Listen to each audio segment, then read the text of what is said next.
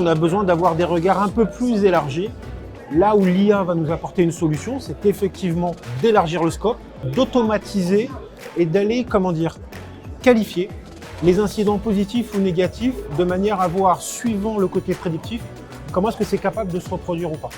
L'IA, ce qui est intéressant, c'est de visualiser tous ces petits mouvements qui sont quotidiens.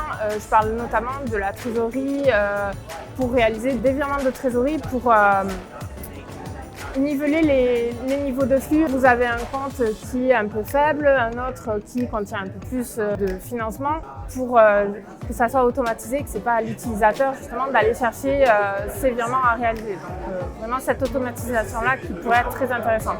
On manque de temps, il y a beaucoup de manuels dans notre quotidien qui nous empêchent vraiment de progresser, d'avancer dans les temps impartis. Donc un gain de temps, tout ce que je vois aujourd'hui, c'est un gain de temps pour notre service. Assez en retrait par rapport à l'IA, effectivement. Je suis ça un peu de loin, mais je garde un œil parce que je pense que c'est vraiment une des solutions futures. Ça va complètement modifier notre façon de travailler, que ce soit l'IA, que ce soit la blockchain, que ce soit les deux.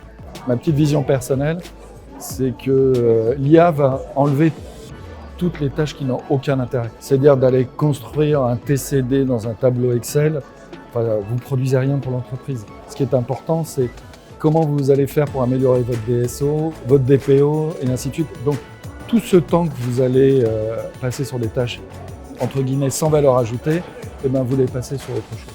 Sur l'IA, nous, en interne chez Vilo, on a intégré aussi ça sur certaines choses, un certain moteur de recherche ou certaines communications.